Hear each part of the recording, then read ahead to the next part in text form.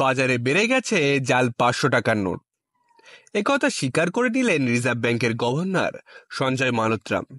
সম্প্রতি একটি বৈঠকে তিনি বলেন, বাজারে এখন 6 কোটি পিসেরও বেশি 500 টাকার নোট ঘুরে বেড়াচ্ছে, আর গত 1 বছরে 1 লক্ষেরও বেশি জাল 500 টাকার নোট বাজেয়াপ্ত করা হয়েছে। রিজার্ভ ব্যাংকের সাম্প্রতিক প্রতিবেদনে বলা হয়েছে, 500 টাকার জাল নোটের সংখ্যা উদ্বেগজনকভাবে বাড়ছে। 2023-24 আর্থিক বছরের তুলনায় 2024-25 অর্থবর্ষে 500 টাকার জাল নোটের সংখ্যা 37.3% বৃদ্ধি পেয়েছে। 2023-24 সালে 500 টাকার জাল নোটের সংখ্যা ছিল 85,711টি।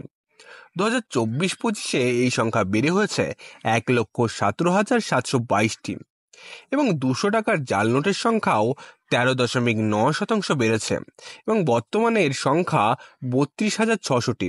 তবে 100 টাকার জাল নোট প্রায় 23% কমে এখন এর সংখ্যা দাঁড়িয়েছে 51,069টি। 2000 টাকার নোট বাজার থেকে তুলে নেওয়ার কারণে এই জাল নোটের সংখ্যা 86.5% কমে 3,508টিতে দাঁড়িয়েছে। তবে 500 টাকার আসল নোট চেনার উপায় কি? নিরাপত্তা সুতা বা সিকিউরিটি থ্রেড। 500 টাকার আসল নোটে একটি নিরাপত্তা সুতা থাকে, যা আলোতে ধরলে সবুজ থেকে নীল রঙে পরিবর্তন হয়।